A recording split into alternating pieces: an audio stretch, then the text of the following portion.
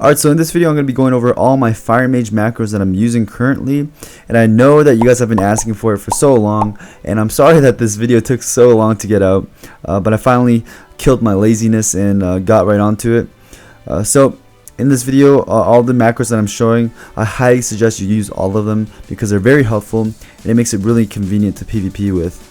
So let's move on and get going. So for macros, the first one that I want to go over, the first set of macros I want to go over are the stop casting macros. And if you add /stop casting to whatever ability, whenever you actually press that ability, it will stop casting whatever you're casting. So it's especially important for fire mages because when you're casting as like a warlock or like healers, you can just jump or strafe and move and it'll cancel your cast. But you have Scorch, which you can use on the run, so this is not, a method you can use to stop casting. So instead of always having to press escape, if you add stop casting before spells, like important ones like Blink or Dragon's Breath, Ice Block, Counterspell, then it can really make it a lot easier on your play. Next, moving on to focus macros, and I'm sure everyone in the entire world of Warcraft knows what focus macros are, but if you don't, how focus macros work is you can set a target on focus and use important abilities like Polymorph, Counterspell, and Spellsteal on that target without having to actually set them as your real target. So this pretty much means you're managing two players at once rather than just one, and you can use your important abilities on a different target without having to set them on your target. So it makes it a lot easier that you don't have to keep switching your targets, target. Anyways, some high-rated players like to use Arena 1-3 macros like Arena 1-3 Counterspell, Arena 1-3 Polymorph, so that way they don't even have to target anything at all. They can just use it on the arena players, which is really awesome, but I personally don't use it. But if you have enough keybind space, I do highly recommend you do so. One really good macro to have is a set mouseover focus macro. So in arenas you have focus 1-3 macro, so you don't need this, but in open world PvP and like battlegrounds, you can mouse over whatever target you want to focus, and then you press this macro, or you press it, you first keybind it, then you press it, and then the target that your mouse is over will become your focus. So this macro is just amazing for like 1v3s or 1v2s in open world PvP and battlegrounds, so you can lock healers in the back without actually having to target them.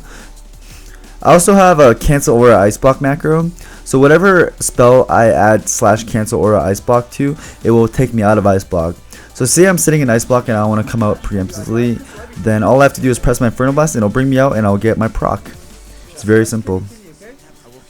I used to actually macro this into ice block itself, so if I press ice block once, it would activate the ice block, and if I pressed it again, it would take me out of it. But I soon realized every time I spammed this macro, I would ice block but instantly come out and it would really mess with me. So binding cancelaura ice block to a separate spell, like an offensive one, like Counterspell or Inferno Blast, is really amazing. Next up, we got party macros, and these macros are to assist your party members. So I got one for remove curse. So what I do is /cast and then in brackets target equals and then my partner's name, in this case my healer's name. And the good thing about these macros is you don't have to keep erasing the names. You can actually add multiple players in here, so if you play with a lot of different healers, this is really nice. And I also have another dispel curse macro for my other partners, so one for my healer, one for my DPS. And then also sometimes I like to use Ice Ward, so I have party macros for my Ice Ward, so I don't have to actually click my partners to Ice Ward them. So yeah, you should really have remove curse and Ice Ward macros if you do use Ice Ward. So the next macro is our Spellsteal macro, and into my Spellsteal macro I like to put /cancelaura Hand of Sacrifice. And if you don't know what Hand of Sacrifice is, it's a spell that paladins get, in this case holy paladins specifically. And what it does is it reduces damage taken on whoever you use it on, and the damage that it reduces and absorbs hits the holy paladin, so he kind of sacrifices his HP, a little bit of it, to reduce damage on the target that is sacrificed. So it's really good to use to reduce damage, but good holy paladins like to Hand of Sacrifice when they know CC is coming. So for example, if I'm casting a Polymorph on the holy paladin, he will quickly Hand of Sacrifice his partner, so that when the Polymorph lands and we're hitting the warrior that's sacrificed, boom, it will break the Polymorph because the damage he is taking is breaking the CC. So when you actually spell steal the Hand of Sacrifice off the main target, you want to also cancel it off yourself, because if you take damage, it will break the Paladin out of CC as well. So this is very important. I know it sounds a little bit complicated, but it's good to have, trust me, so you really want this. Okay, now moving on to my last macro, which is for Blast Wave. Now, Blast Wave is an amazing spell. It's one of my favorite spells as a Fire Mage. It does a lot of damage. It really does blast people down. It really lives up to its name. But sometimes problems occur with this spell. So, for example, say you're doing a BG, and you and a warrior are ganking a rogue, and the rogue's like at 5%, and you want to use your Blast Wave to execute him and finish him off, because you know that Blast Wave does a lot of damage, so you just want to execute him with it. But the warrior gets to him first and finishes him off with his execute, and you try at the same time blast waving, but right as you blast wave, the rogue dies, so it doesn't actually go on the rogue, but it just goes on yourself, and it just goes to waste because no one's around you. You pretty much wasted your burst right there. So to avoid that from happening, if you add /cast in brackets harm and then blast wave, it's only going to work on enemies, so you can spam it, and as long as you're not targeting any enemy, it's not going to work.